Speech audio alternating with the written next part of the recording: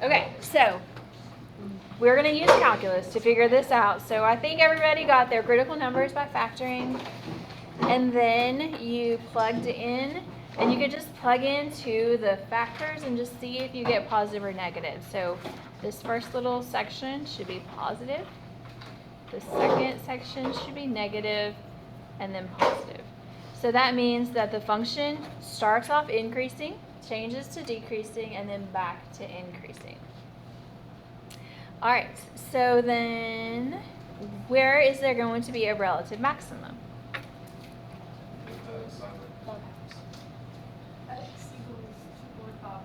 Yes. Is it t? Yes. Why? Because the slope changes from increasing.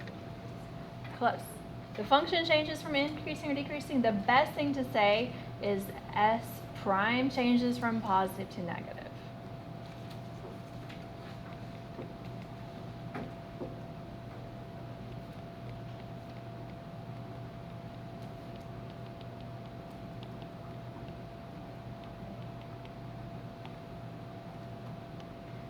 Okay, and then we want to know the stock value at that instant. So at exactly 2.5 days, did you guys get a stock value of $251.458? Good. Okay. And then where do we have a relative minimum? How do you know? Yes.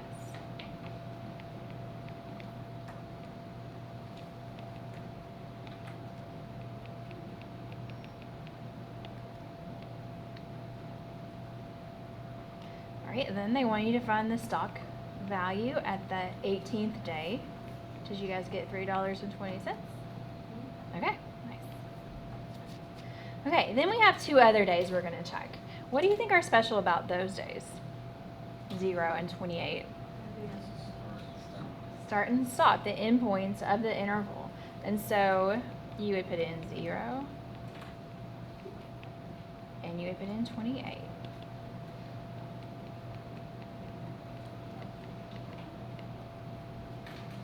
All right, then what is the absolute highest value of the stock attained by the stock during the month of February?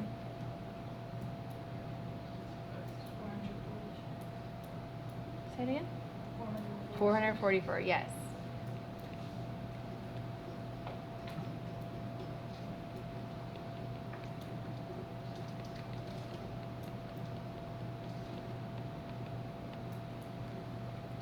How do you know?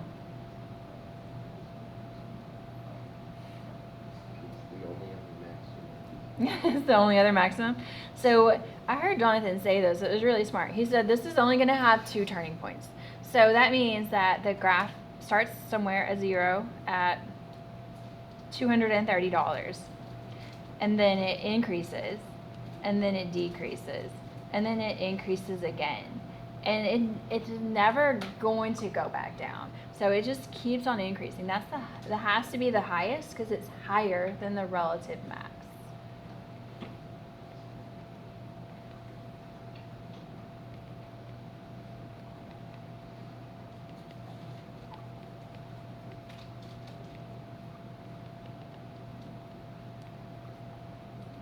All right, what about the lowest?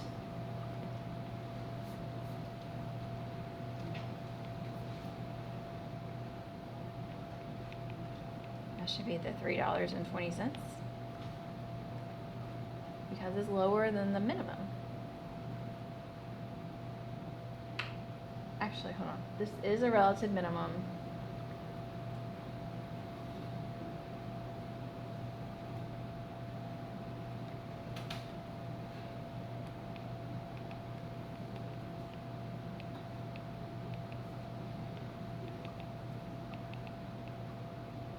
And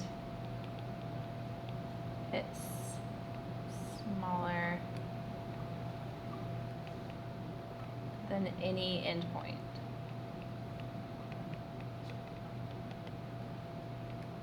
Right, so if that makes sense to you, then you've pretty much figured out the candidates test. And so we're combining the extreme value theorem and the candidates test into one lesson because they just work hand in hand. So the extreme value theorem is the final value theorem. So what were the others? EVT. Yeah, intermediate value theorem, mean value theorem. Intermediate value theorem is where you're trying to figure out if a value exists between two other numbers. And then the mean value theorem, bless you, we're trying to figure out where the average rate of change equals the instantaneous rate of change. And then the extreme value theorem is all about absolute max and absolute min. And so if a function is continuous on a closed interval from a to b, then f of x must attain, and sometimes it's called absolute, sometimes it's called global, but they mean the same thing, an absolute maximum and absolute minimum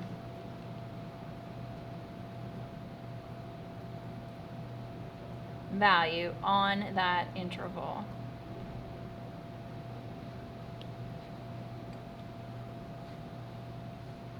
So as long as the function is continuous, that is going to happen. And those absolute maximum and absolute minimum values are going to occur at two places. What do you guys think? What are the two places they could occur? What did we check? Which critical points?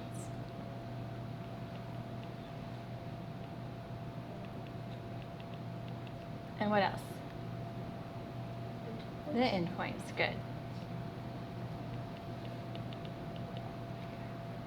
All right, so to find these absolute or global extrema, we're going to do what's called the candidates test.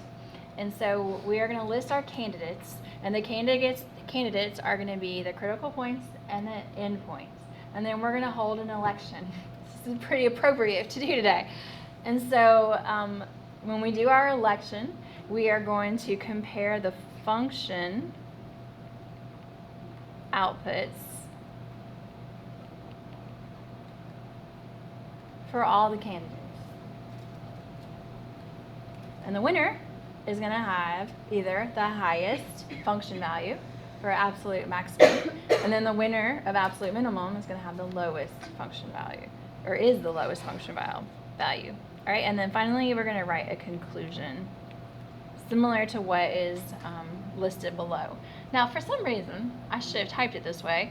I did it the mathematic way. I usually say by the candidates test, blah, blah, blah, but you can do it either order. It doesn't matter.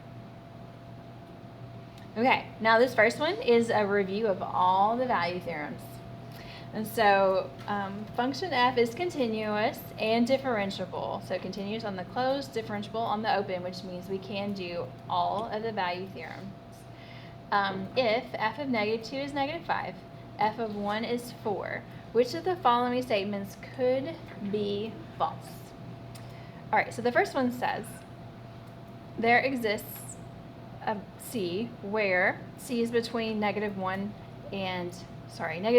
1, where f of C is 0.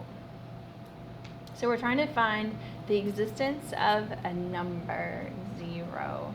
Which value theorem is that going to be? Intermediate value theorem. And because 0 falls in between -5 and 4, then that is true by the intermediate value theorem.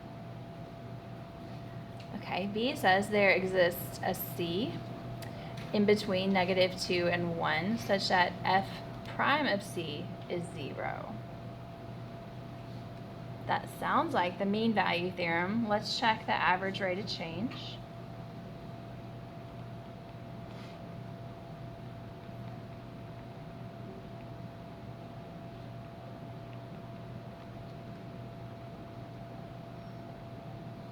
Does that have to be true? Does that f prime of C have to be 0? What does it have to be? 3. Yeah, so that is probably going to be our answer. Let's check the rest of them though. Okay, there exists a value c in between those numbers such that f of c is 3. Does that have to be true? Does 3 fall in between -5 and 4? Yeah. So does it have to if it falls in between? The intermediate value theorem, yes.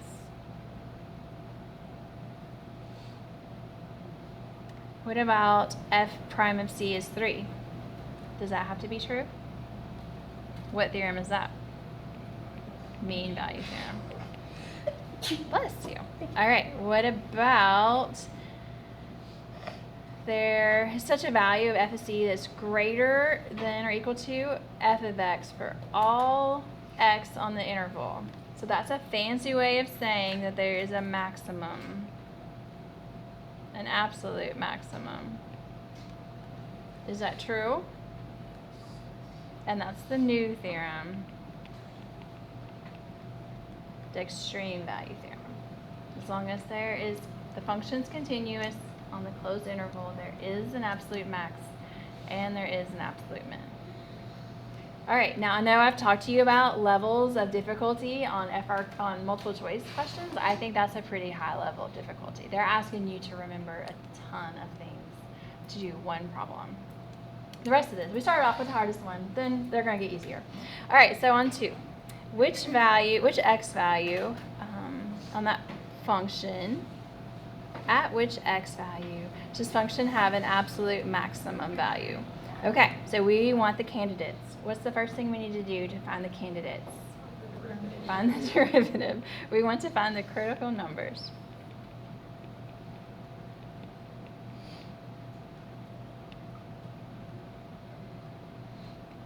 So the critical numbers are going to come from where the derivative is either 0 or undefined. A polynomial derivative is never going to be undefined. So basically just the zeros.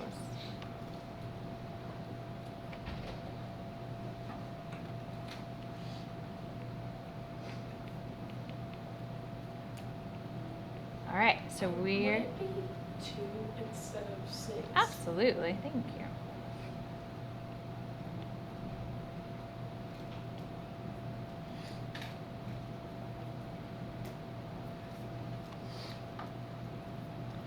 All right, so in this first column, we are going to list our candidates that we want maximum. So we're going to see who's going to win maximum. What is the smallest candidate? -2 from the endpoint, and then we have 0, and then we have 2, and then we have 4. Those are all our candidates that are running for maximum. All right, and then in the second column, we are going to plug all of those candidates into the function. Now, out of all the things, without a calculator, this is definitely the most time-consuming, so I'm going to hope that you guys trust me when I tell you what you get. When you plug in -2, you get -8. When you plug in 0, you get 12. That one's easy. When you plug in 2, you get 8. And when you plug in 4, you get 28. Do you plug it into the original function or the derivative? The original. Original, okay. So we're trying to figure out when this function has the highest value. So we always use the function when we plug in our candidates. Okay, and so by the candidates test,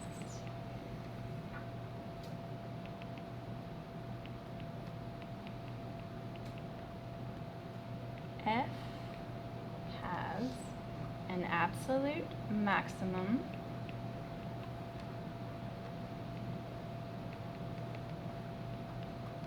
of, what do you think? What's the absolute maximum value of that function on that interval? 28 at x equals 4. So whenever I went to training, first time I taught AP Calculus, the guy asked me, so if someone asked you who was the third president, I could be wrong, third president of the United States, they said Monticello, would you give them credit for that answer? What did they answer? What is Monticello? That's where he lived. So if they asked you where does the maximum live, you would say 4. But if you say what is the maximum, that is 28. So just like Thomas Jefferson is the 3rd president. You have to answer the question they're asking. So be careful. So I always say both. Is it 3rd? Okay. That's what I thought, but I started second guessing myself at the last second. All right, so let's look at this next one. This one is not going to take very long, and then we're going to do one problem on your assignment. So we have this graph. This graph is of f prime. That is super important that you understand that. It's the graph of f prime. And then you're told some extra information that doesn't really matter. But you're told that f prime has horizontal tangents at -3 and 2 and 5 and a vertical tangent at 3. Doesn't matter. So if this is f prime, what are the critical points? X equals -7. Wait, no. X equals 5. -5, -5, and -1. Yes. All right. How would you classify x equals -5 in terms of f? Like, what is it on f? X Nope, that's what it is on f prime. What is it on f? That's what it is on f prime. Thank you. It is a relative maximum. Why is it a relative maximum? F prime changes from positive to negative.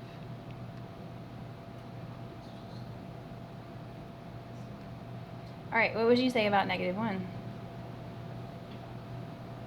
This is the graph of f prime. It's a relative minimum because f prime changes from negative to positive. What would you say about 5? It's going to be neither.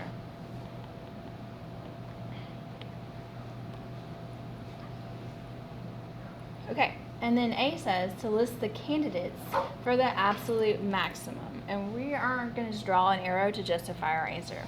So what are the candidates for absolute maximum? The endpoints, a good job. -7 and 7 and -5. Because -7 and 7 are the endpoints. -5 is a relative maximum. All right, you guys give the candidates for minimum.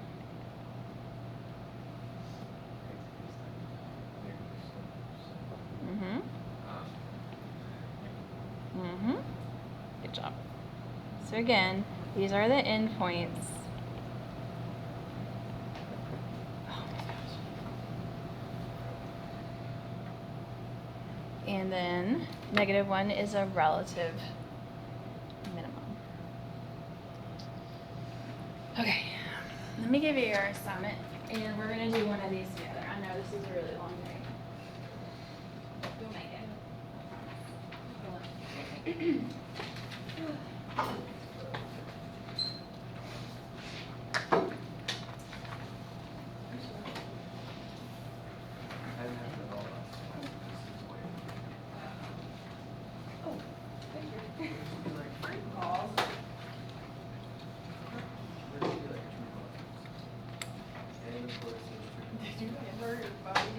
All right, so we have the directions say that we have these functions. We're going to determine if the absolute extreme values of the function if the EVT is applicable. And the only condition for it is that the function is continuous. So what do you guys think about sine squared plus cosine? If you add or two continuous functions, you get a continuous function. So it is continuous.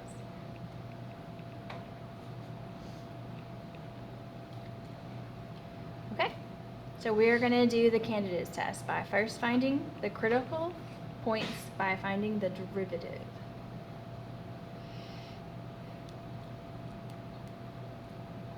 Okay, so what about the derivative of sine squared of x?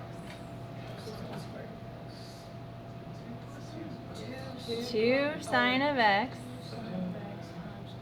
Times cosine. Nice job. We did the chain rule there Why is that a chain rule? because it's the same as sine of x squared. So you do the 2. So you do the 2 and leave the inside alone, and then do the derivative of the inside. That makes sense. What about the derivative of cosine of x? I kind of just put something down for those and hope for this. All right, so we want to know when this is equal to 0 or undefined. Well, sine and cosine are never undefined, so we're just worried about 0. All right, what do I need to do? Move the sine of x. We're going to factor out a sine of x. That's a common factor. We're going to factor it out of each term. When I factor it out of the first term, we're left with 2 cosine of x. What about when I factor it out of sine of x? We're just left with 1. Good. All right. So now, on the interval from pi over 2 to 2 pi, we need to know when sine of x equals 0 and when 2 cosine of x minus 1 equals 0.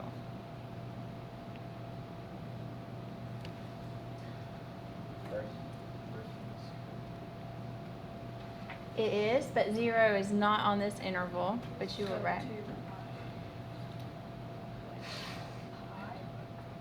Pi and 2 pi. Nice job, guys. And then this one we have a little bit of work to do. You do make it cosine equals 1/2. So on the interval from pi over 2 to 2 pi, when does the cosine equal 1/2? She's got it.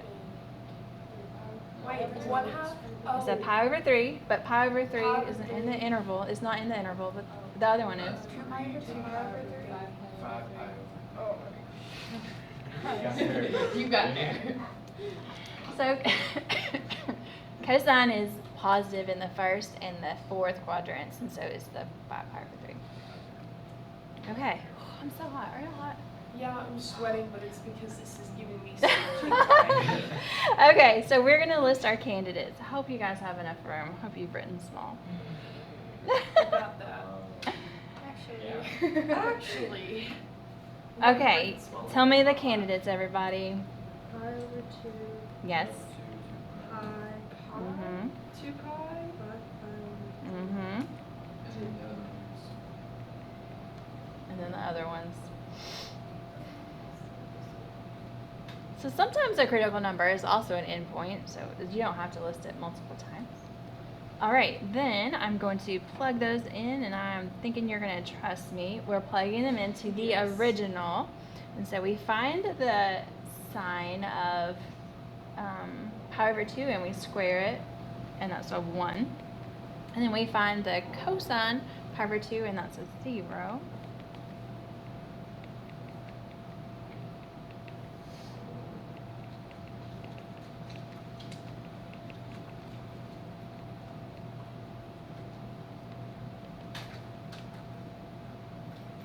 Okay, so we get 1, -1, 5/4, and 1.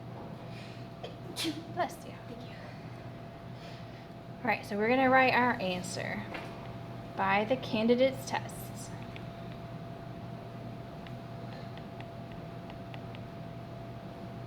G has an absolute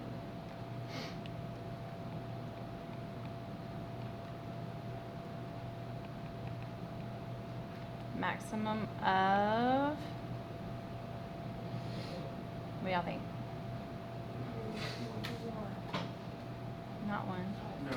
Yeah. That's At was like, oh, right, 5 isn't I higher. know, me too. I was like, 5/4, that's less than 1. Yeah, that's a fraction, obviously. And an absolute minimum I know of -1 at x equals pi. We did it. My clock is wrong.